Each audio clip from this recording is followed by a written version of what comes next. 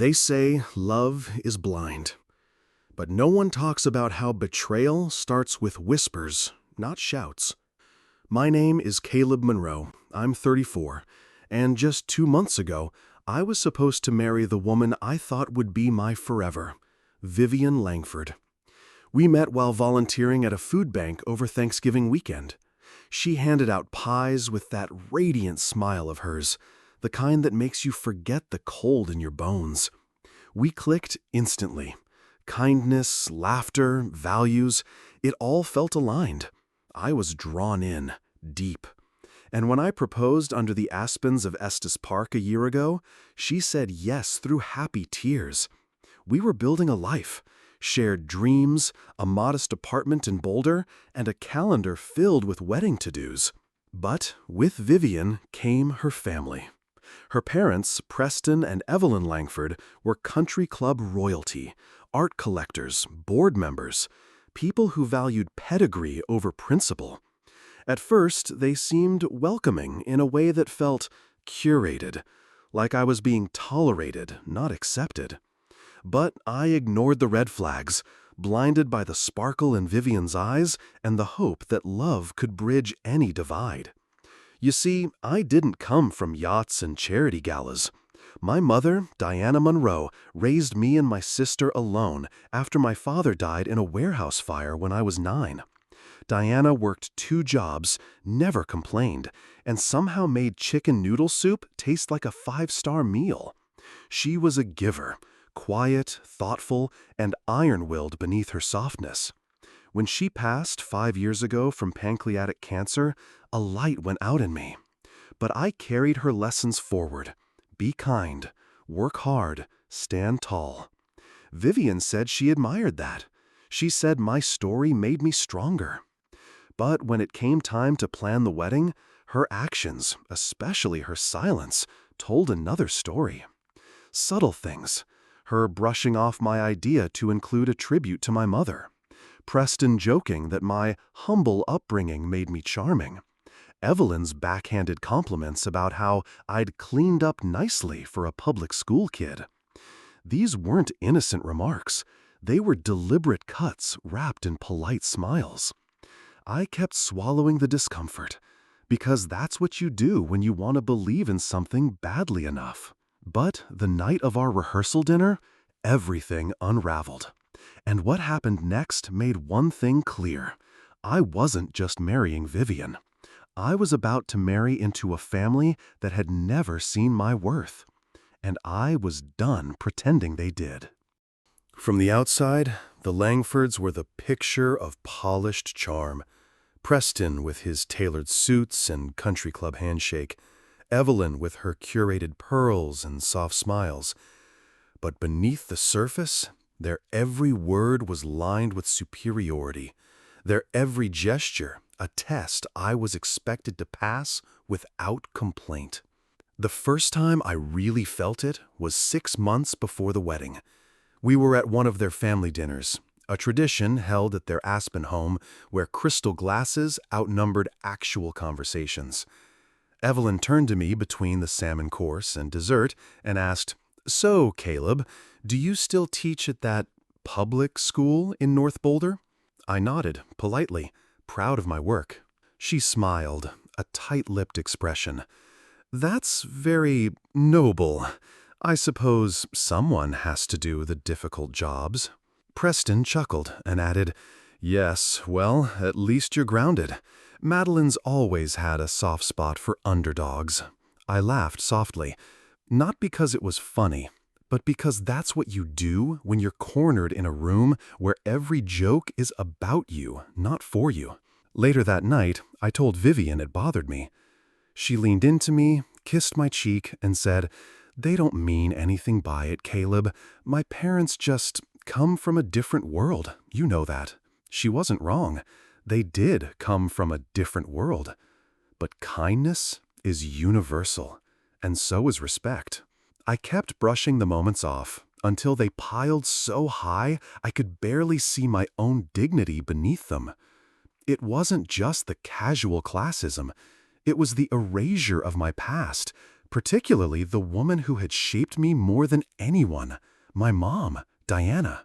As wedding planning accelerated, I suggested including a framed photo of her on a side table at the ceremony. Vivian hesitated. "Isn't that kind of somber for a wedding?" "It's not a funeral portrait," I said. "It's a tribute. She should be there in spirit." Vivian smiled awkwardly and said, "We'll think about it." But we didn't. The subject was quietly dropped and never brought up again. The final straw came a week before the rehearsal dinner. My father, now in a wheelchair from an old job injury, asked me quietly, "Do you think it would be okay if I said a few words during the dinner? Just a few lines for your mom?" I said yes immediately. "Of course, Dad. She'd want that. And so would I." When I brought it up with Vivian and her parents the next evening, the air shifted. Evelyn pursed her lips. "Oh, I think we already have a tight run of speeches. We've hired a professional MC." Preston chimed in without hesitation. "We want this dinner to be smooth, refined, not too emotional. You understand, don't you, Caleb?" Vivian didn't say a word. Not one. She just looked down and stirred her iced tea. I waited for her to say something. Anything. To stand up for my father. For me. For the memory of the woman who once offered to co-sign a small loan for Vivian's graduate degree, long before the Langfords even knew my name. But she didn't. She just whispered later, "Let's not make this a thing. My parents are just trying to keep it classy." Classy. That word felt like bleach on a wound. My father, who had carried me through the darkest days of my mother's illness, wasn't classy enough to speak. My mother's legacy wasn't polished enough to sit beside the Langfords' curated version of love. It wasn't just unfair. It was erasure. And I let it happen. I sat across from Evelyn the next day during a cake tasting, watching her pretend to care whether almond or lemon better matched the theme. And all I could think about was how every ounce of warmth in this process had been drained and replaced with crystal chandeliers and calculated smiles. I wasn't marrying into a family. I was being swallowed by a brand. And I was losing myself. The rehearsal dinner was held at the Langfords' private yacht club, the kind of place where valet attendants outnumber guests and the wine list had its own leather-bound index. It was supposed to be a celebration, a warm, intimate gathering before the wedding day, but it felt more like a fundraiser for appearances. From the moment I walked in, I felt it. I didn't belong. My father was seated near the back. His oxygen tank rested by his chair. He wore the same suit he wore to my mom's funeral, pressed neatly, collar slightly frayed. But he looked proud. He'd asked me earlier if he should wear a boutonniere. I told him he didn't need to prove anything to anyone. But now, surrounded by champagne flutes and fake smiles, I wished I'd given him a warning. Because this wasn't going to be a celebration. It was going to be a spectacle. Most of the room was filled with Vivian's side. Business partners of her father Preston, family friends from the board, and socialites whose last names sounded like real estate developments. My guests? My father, my sister, my childhood friend Marcus. That was it. We had 3 seats at a 40-person table. I told myself not to care. But I did. Still, I sat through the appetizers, nodding at compliments I didn't believe, laughing politely at jokes I didn't understand, all the while waiting for a moment to breathe. Then, Evelyn stood up and took the mic. "I remember when Vivian first brought Caleb home," she said, swirling her wine glass with a grin. "We thought she was doing community outreach." The room chuckled. My chest tightened. "But really," she continued, "Vivian has always had a soft spot for those from simpler walks of life. She finds beauty where others may not think to look." I locked eyes with Vivian. She smiled. My stomach turned. Next up, Preston. Vivian is our pride. She's always reached for the stars, ambitious, bright, and Caleb, well, Caleb is steady, reliable, a man of quiet charm. Maybe a little too quiet, he added, smirking. More laughter. I glanced at my father. His jaw was tight, his hand gripping the edge of the table. My sister leaned toward me and whispered, "You don't have to sit through this." But I did, because I needed to know, needed to hear how far they'd go. Then Evelyn returned to the mic. "And finally," she said, raising her glass, "to Caleb's late mother, Diana Monroe. Wherever she is, I'm sure she's watching proudly, hopefully not rearranging the floral settings in heaven like she used to here on earth." The room exploded with laughter, but I didn't hear it. All I heard was the rushing in my ears, the sound of blood boiling, of heartbreak cracking open. That wasn't just a joke. That was mockery.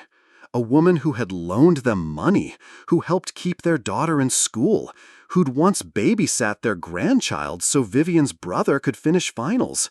And now she was a punchline? I stood up. No words, no scene. Just silence. I reached into my jacket, pulled out the engagement ring, my mother's engagement ring, and placed it gently on the white linen tablecloth. Then I looked at Evelyn, at Preston, finally at Vivian. Her face went pale, eyes wide in disbelief. "Excuse me," I said, my voice calm, steady, almost too soft to hear. And I walked out of the yacht club, out of the engagement, out of the illusion that love could survive where respect did not exist. The warm evening air hit my face like a wave of clarity. My chest ached, but my soul exhaled. Behind me, people murmured.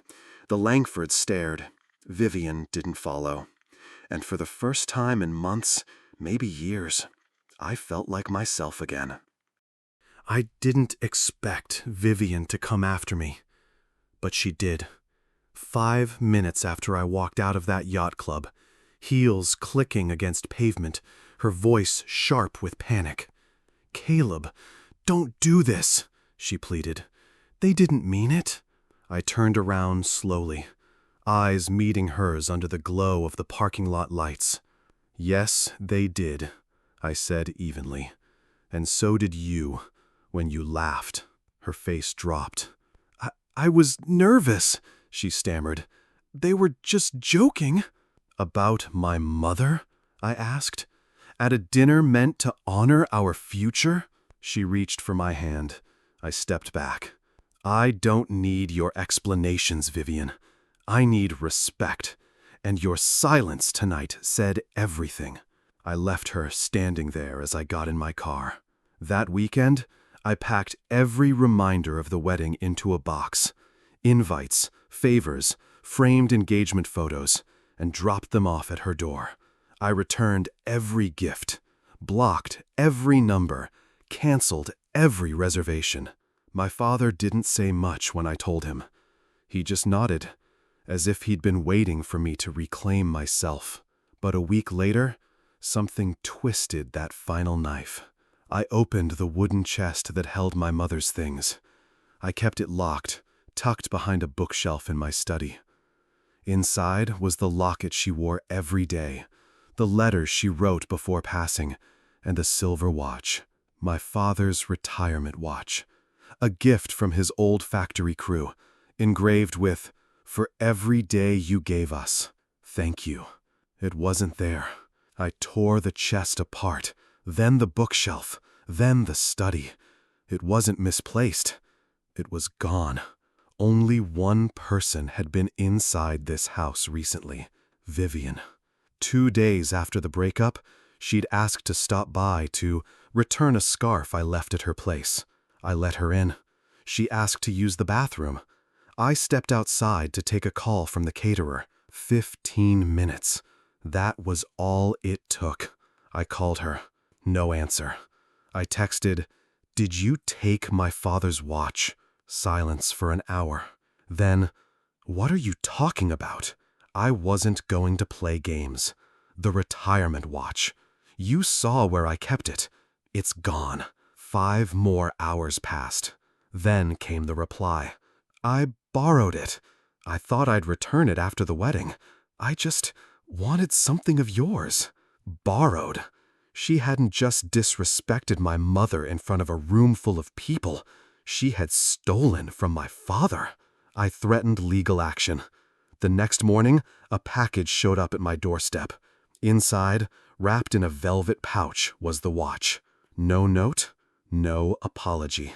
That's when I realized this wasn't just about a broken engagement. This was a war against erasure, against being made small by people who thought money made them untouchable. So I did what I knew best. I told the truth. I filed a complaint with the Langford's Yacht Club's ethics committee, detailing the discriminatory comments made at the rehearsal dinner. Within 2 weeks, they lost their speaking privileges and dining benefits. Then I wrote a personal essay, "The Cost of Class: Why I Walked Out on a Wedding for My Mother's Name." I posted it on Reddit under "R True Off My Chest." It went viral. Within days, it was reshared on Twitter, quoted in blogs, and picked up by a small publication. The messages flooded in. "My mom was mocked for being a waitress. Thank you for speaking up. I stayed too long in a relationship like that. Wish I'd walked away. Your story gave me the courage to cancel my wedding too." And my favorite, "Walking away isn't weakness. It's honoring the part of you no one else sees but needs to survive." I wasn't just healing anymore. I was becoming whole. And somewhere, I think my mom was smiling. 2 months later, I stood behind a microphone on a hardwood stage, facing an audience that didn't know my entire story, but they knew enough. The auditorium was filled with students, parents, and local educators. The banner behind me read, "The Diana Monroe Legacy Scholarship, honoring strength, service, and silent sacrifice." My hands trembled as I gripped the podium, not from fear, but from the weight of what had brought me here. A month earlier, after the essay went viral, a community center director reached out and said, "Your story moved us. Would you consider speaking at our gala? Maybe even starting something in your mom's name?" That question changed everything. I created the fund with the savings I'd set aside for the wedding. The irony wasn't lost on me. The money once meant for a lavish ceremony now had a higher purpose, helping first-generation college students like my mother once was, students who came from homes that didn't carry prestige, but carried heart. My dad sat in the front row, dressed in a pressed button-down and that same retirement watch, now polished and proudly worn again. My sister sat beside him, tissues already in hand. I looked up and took a breath. I walked away from a life I was told I should be grateful for, from a family who measured love in table settings and wine pairings. But my mother didn't raise me to accept disrespect dressed up as tradition. She taught me that dignity isn't something you beg for, it's something you protect. The room was silent, not out of discomfort, but reverence. I continued. "When I canceled my wedding, some said I overreacted. Others said I threw away a perfect future. But the truth is, walking away wasn't the hard part. Staying true to myself was." I paused, locking eyes with my dad. Diana Monroe was a janitor, a single mother, a fighter. She co-signed loans for families that forgot her name and helped raise children who outgrew their gratitude. And yet, she smiled through it all, never asked for credit, only hoped her kindness planted seeds somewhere. I looked out at the sea of young faces. She believed education was the one thing no one could ever take from you. So today, with this fund, we carry that belief forward. Not with fanfare, but with faith. That doing the right thing matters, even when no one's watching. I finished to a standing ovation. It wasn't the applause that broke me. It was the stillness right before. That breathless second where I felt like my mother was in the room, sitting quietly, nodding like she always did when she was proud. After the event, a girl no older than 18 approached me. She wore a faded hoodie and held her scholarship certificate like it was gold. "Mr. Monroe," she said, eyes shining, "your story, it gave me hope. My mom works nights cleaning offices. I used to feel ashamed, but not anymore." I smiled, my throat tight. "That makes two of us," I said. Later that night, I stood alone in my mother's old garden. I'd brought home a framed photo of the event next to her favorite marigolds.